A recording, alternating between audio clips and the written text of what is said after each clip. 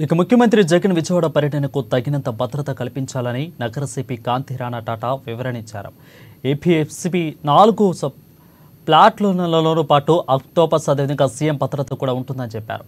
అయితే ముఖ్యమంత్రి యాత్రలో విద్యుత్ నిలిపివేయడం అనేది సెక్యూరిటీలో ప్రోటోకాల్లో భాగమేనని క్లారిటీ ఇచ్చారు. కరెంట్ ఎందుకు లేదని కొందరు ప్రశ్నిస్తున్నారని, బస్సు యాత్ర జరిగిన మార్గంలో కరెంటు లైన్లు, కేబుల్ లైన్లు ఎక్కువగా ఉన్నాయని అన్నారు.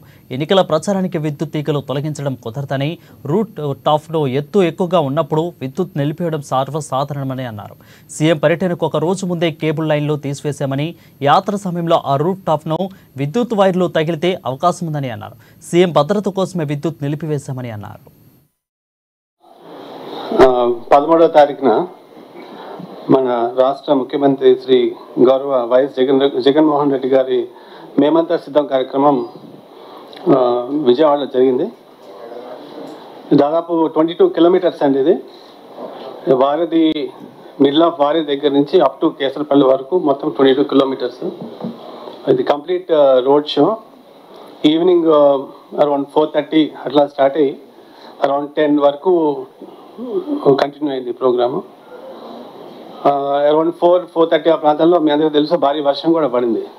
Very strong rain and winds సిటీలో.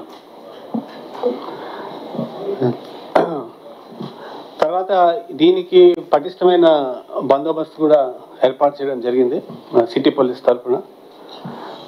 మొత్తం ఒక 1480 మంది ఆఫీసర్స్ అండ్ స్టాఫ్ ఈ బందోబస్తులో పాల్గొన్నారు. మొత్తం ఈ 22